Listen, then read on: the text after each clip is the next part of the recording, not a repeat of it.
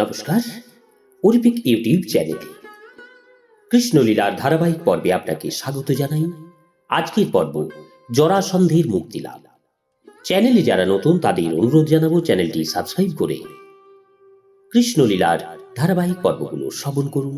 আসুন আজকের পর্ব শুরু করি জরাসন্ধের মুক্তিলাভ। তার ভাতৃবর্গ সহ সম্মানিত ব্যক্তি, বহু স্বজন, ব্রাহ্মণ, ক্ষত্রিয় এবং বৈশ্যদের সকলের উপস্থিতিতে মহারাজ যুধিষ্ঠির ভগবান শ্রীকৃষ্ণকে উদ্দেশ্য করে বললেন, হে ভগবান, হে কৃষ্ণ, সম্রাটকে রাজসূয় নামে যজ্ঞ অনুষ্ঠান করতে হয় এবং এই যজ্ঞ সকল যজ্ঞের মধ্যে শ্রেষ্ঠ। এই যজ্ঞ অনুষ্ঠানের মাধ্যমে এই জড় জগতে আপনা কর্তৃক শক্তিপ্রাপ্ত তোমার সকল প্রতিনিধিবর্গ দেবগুণকে আমি সন্তুষ্ট করতে ইচ্ছা করি। এই মহৎ অনুষ্ঠান যাতে সাফল্যজনকভাবে পালিত হয়, তাই তুমি আমাদের এই বিরাট দুঃসাহসিক প্রয়াসে সহায়তা করো, এই আমার একান্ত ইচ্ছা। আমাদের এই বিরাট দুঃসাহসিক প্রয়াসে সহায়তা করে আমাদেরকে ধন্য করো। পাণ্ডবেরা দেবতাদের কাছে কিছুই কামনা করে না। ব্যক্তিগতভাবে তোমার ভক্ত হয়ে আমরা সম্পূর্ণভাবে সন্তুষ্ট।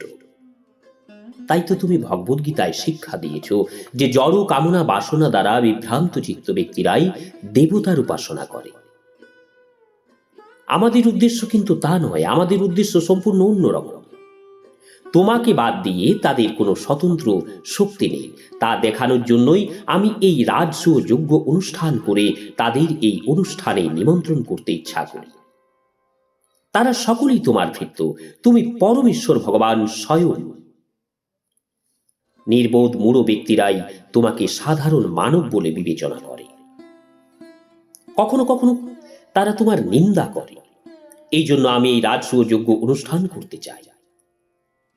লোকপতি ব্রহ্মা, দেবাদিদেব শিব থেকে শুরু করে সকল দেবতা এবং স্বর্গলোকের অন্যান্য প্রধানদের আমি নিমন্ত্রণ জানাতে ইচ্ছা করি।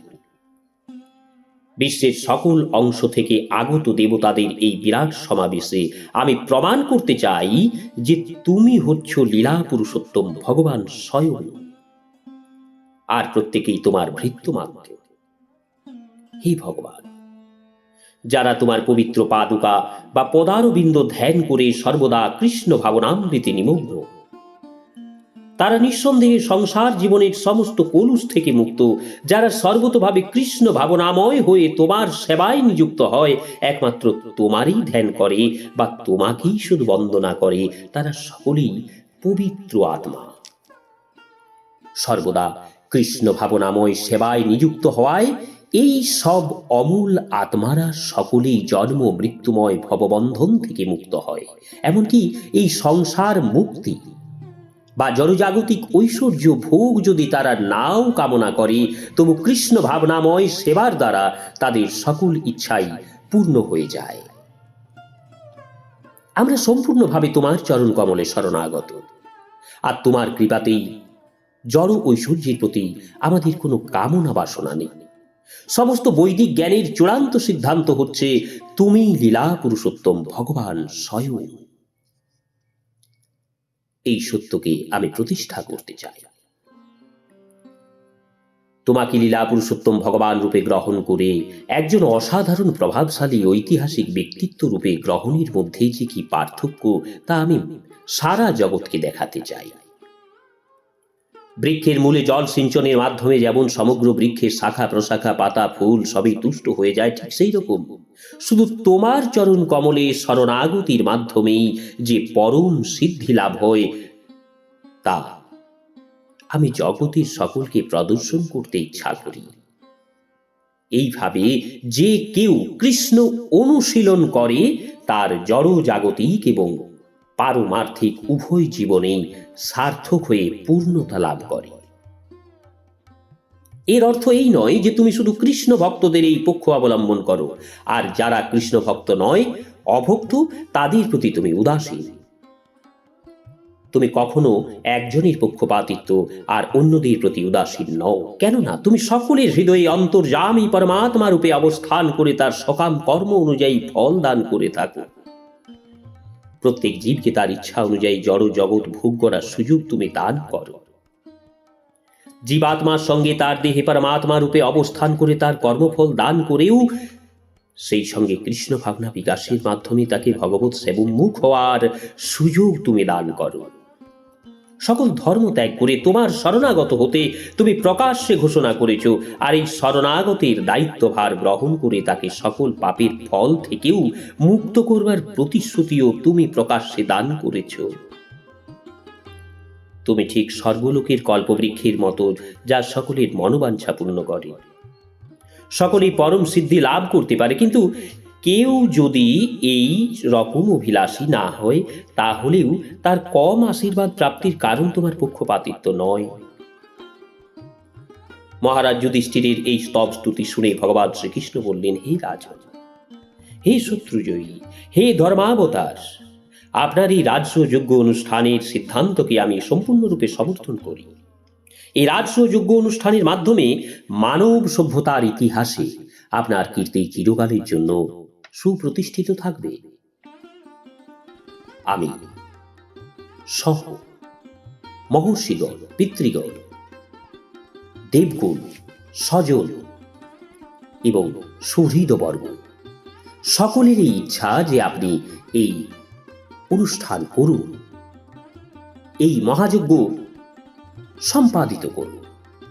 আমার অভিমতেই যে এই যজ্ঞ অনুষ্ঠানের ফলে জীবকুলের পরম কল্যাণ সাধন হবে, কিন্তু যেহেতু প্রয়োজন তাই বলছি। আমার একান্ত অনুরোধ, এই যে মহাযজ্ঞ অনুষ্ঠানের উদ্দেশ্য প্রথমেই বিশ্বের সকল রাজ্য জয় করুন এবং যজ্ঞের প্রয়োজনীয় সকল উপকরণ সংগ্রহ করুন। হে রাজা, আপনার চার ভাই বরুণ, ইন্দ্রাদি বিশিষ্ট দেবতাদের সাক্ষাৎ প্রতিনিধি ভীম, অর্জুন, যুধিষ্ঠির যথাক্রমে বরুণদেব, দেবরাজ ইন্দ্র এবং যমরাজের পুত্র বলে কথিত হয়। আপনার ভ্রাতারা হচ্ছে সর্বশ্রেষ্ঠ বীর, আপনি সবচেয়ে পুণ্যাত্মা এবং জিতেন্দ্রীয়, তাই আপনি ধর্মরাজ নামে পরিচিত। আমার প্রতি প্রীতিপূর্ণ সেবায় আপনারা এতই যোগ্যতা সম্পন্ন যে আমি আপনাদের দ্বারা বিজিত হয়েছি। ভগবান শ্রীকৃষ্ণ মহারাজ যুধিষ্ঠিরকে বললেন, কেবলমাত্র জিতেন্দ্রীয় ব্যক্তির প্রীতি দ্বারা তিনি বিজিত হন। অজিতেন্দ্রীয় ব্যক্তি কখনো পরমেশ্বর ভগবানকে জয় করতে সমর্থ হয় না। এটি হচ্ছে ভক্তি লাভের চাবিকাঠি, এটি হচ্ছে ভজন রহস্য। ইন্দ্রিয় জয় করার অর্থ হচ্ছে ইন্দ্রিয়গুলিকে সর্বদা ভগবৎ সেবায় নিযুক্ত করা। পাণ্ডব ভ্রাতাদের বিশেষ গুণাবলী হচ্ছে তারা সর্বদাই তাদের ইন্দ্রিয়গুলিকে ভগবানের সেবায় নিয়োগ করেছিলেন। এইভাবে সেবায় নিযুক্ত ইন্দ্রিয়গুলি পবিত্র হয়, তখন এই পবিত্র ইন্দ্রিয়গুলি প্রকৃত ভগবৎ সেবা সম্পাদন করতে পারে। এইভাবে প্রীতিপূর্ণ দিব্য সেবার মাধ্যমে ভক্ত ভগবানকে জয় করে। ভগবান শ্রীকৃষ্ণ আরো বললেন, প্রবল পরাক্রান্ত দেবতা সহ ত্রিজগতে কেউ ঐশ্বর্য, বীর্য, যশ, শ্রী, জ্ঞান এবং বৈরাগ্যাদি সর্ব ঐশ্বর্যের কোনোটি ভক্তকে অতিক্রম করতে পারে না। তাই আপনি বিশ্বের রাজাদের জয় করতে অভিলাষী হলে তাদের পক্ষে বিজয়ী হওয়া কখনো সম্ভব নয়। ভগবান শ্রীকৃষ্ণ মহারাজ যুধিষ্ঠিরকে এইভাবে উৎসাহ দান করলে দিব্য আনন্দে মহারাজ যুধিষ্ঠিরের মুখ প্রস্ফুটিত ফুলের মতো উজ্জ্বল হয়ে উঠল। তখন তিনি বিশ্বের সকল স্থানে রাজাদের জয় করবার জন্য কনিষ্ঠ ভ্রাতাদের আদেশ দিলেন। জগতের দুষ্কৃতিপরায়ণ অধার্মিকদের দণ্ডদান এবং ধার্মিক ভক্তদের পরিত্রাণের উদ্দেশ্যে ভগবান শ্রীকৃষ্ণ পাণ্ডবদের মধ্যে শক্তি সঞ্চার করলেন। এই জন্য বিষ্ণু মূর্তিতে ভগবান 4 কমর অস্ত্র ধারণ করেন। 2 হাতে তিনি কমল এবং শঙ্খ ধারণ করেন, অন্য 2টি হাতে তিনি গদা এবং চক্র ধারণ করেন। গদা এবং চক্র অভক্ত অসুর দমনে ব্যবহৃত হয়। আর যেহেতু ভগবান হচ্ছেন পূর্ণ তত্ত্ব, তাই তার সকল প্রকার অস্ত্র ব্যবহারের ফল এক এবং অভিন্ন। দুষ্কৃতিপরায়ণ রাজাতে তাদের ভুল ত্রুটি বুঝতে পেরে সংযত হয় এবং নিজেদের সর্বময় কর্তা বলে মনে না করে, তাই গদা এবং চক্র দ্বারা তিনি তাদের দণ্ডদান করেন। তাদের উপরেও পরমেশ্বর ভগবান রয়েছে। শঙ্খধ্বনি এবং কমল স্পর্শ দ্বারা তিনি ভক্তদের আশীর্বাদ করেন, যাতে কেউ চরম বিপদেও ভক্তের বিনাশ সাধন করতে না পারে। এইভাবে আভাসে ভগবান শ্রীকৃষ্ণের প্রতিশ্রুতি লাভ করে মহারাজ যুধিষ্ঠির সঞ্জয় সেনাসহ অনুজ সহদেবকে দক্ষিণ দেশগুলি জয় করতে নির্দেশ দিলেন। এরকম পশ্চিমের দেশগুলি জয়ের উদ্দেশ্যে মৎস্য দেশের সেনাসহ নকুলকে নির্দেশ দিলেন। কেকই দেশের সেনাসহ অর্জুনকে উত্তরে রাজ্যগুলি জয় করতে পাঠালেন, আর মাদ্র দেশের সেনাসহ ভীমকে পূর্ব দিকের দেশগুলি জয় করতে আদেশ দিলেন। এখানে লক্ষণীয়ই যে অনুজদের দিগ্বিজয় করতে পাঠিয়ে মহারাজ যুধিষ্ঠির কিন্তু চাননি যে তারা বিভিন্ন রাজন্যবর্গের বিরুদ্ধে যুদ্ধ ঘোষণা করবে। বস্তুতপক্ষে যুধিষ্ঠির যে রাজসূয় অনুষ্ঠানের ইচ্ছা করেছেন তা বিভিন্ন রাজাদের জানাবার উদ্দেশ্যে কনিষ্ঠ ভ্রাতারা বিভিন্ন দিকে যাত্রা করলেন। তো এইভাবেই রাজন্যবর্গ সংবাদ পেলেন যে এই যজ্ঞানুষ্ঠানের জন্য মহারাজ যুধিষ্ঠিরকে তাদের পক্ষ থেকে কর প্রদান করতে হবে। এইভাবে কর দানের অর্থ হচ্ছে সকল রাজন্যবর্গ যুধিষ্ঠিরের আনুগত্য স্বীকার করেছে, আর কোনো রাজা এই কর প্রদান করতে অস্বীকৃত হলে যুদ্ধ অনিবার্য। তো এইভাবে তাদের প্রভাব প্রতিপত্তি এবং বলবীর্য দ্বারা দিগ্বিজয় করে ভ্রাতারা প্রচুর কর এবং উপহার সামগ্রী এনে মহারাজ যুধিষ্ঠিরকে প্রদান করলেন। কিন্তু মহারাজ যুধিষ্ঠির যখন শুনলেন যে মগধরাজ জরাসন্ধ তার শ্রেষ্ঠত্ব এবং সার্বভৌমত্ব স্বীকার করেনি, তখন তিনি খুব উদ্বিগ্ন হলেন। মহারাজ যুধিষ্ঠিরকে উদ্বিগ্ন দেখে ভগবান শ্রীকৃষ্ণ জরাসন্ধ বিজয়ে উদ্ধবের পরিকল্পনার কথা মহারাজ যুধিষ্ঠিরকে বিশ্লেষণ করলেন। তারপর ব্রাহ্মণের বেশ ধারণ করে ভীম, অর্জুন এবং ভগবান শ্রীকৃষ্ণ একসঙ্গে জরাসন্ধের রাজধানী গিরিব্রজ অভিমুখে যাত্রা করলেন। ভগবান শ্রীকৃষ্ণ যখন হস্তিনাপুর যাত্রা করেন তার পূর্বেই উদ্ধবেই পরিকল্পনা রচনা করেছিলেন, আর এখন তা বাস্তবে রূপায়িত করা হচ্ছে। জরাসন্ধ ছিল ব্রাহ্মণদের প্রতি গভীর শ্রদ্ধাশীল এবং অতীব কর্তব্যপরায়ণ গৃহস্থ। ক্ষত্রিয় রাজ মহাবীর জরাসন্ধ কিন্তু বৈদিক অনুশাসনের প্রতি কখনো অশ্রদ্ধা প্রকাশ করত না। বৈদিক অনুশাসন অনুযায়ী ব্রাহ্মণ মাত্রই অন্যান্য সকল বর্ণের গুরু। ভীম, অর্জুন এবং শ্রীকৃষ্ণ প্রকৃতপক্ষে ক্ষত্রিয় ছিলেন, কিন্তু তারা ব্রাহ্মণের বেশ ধারণ করেছিলেন। জরাসন্ধ যখন ব্রাহ্মণদের দান করতে আরম্ভ করলেন, সেই সময় তারা 3 জন সেখানে উপস্থিত হলে সে তখন তাদের অতিথি রূপে গ্রহণ করে।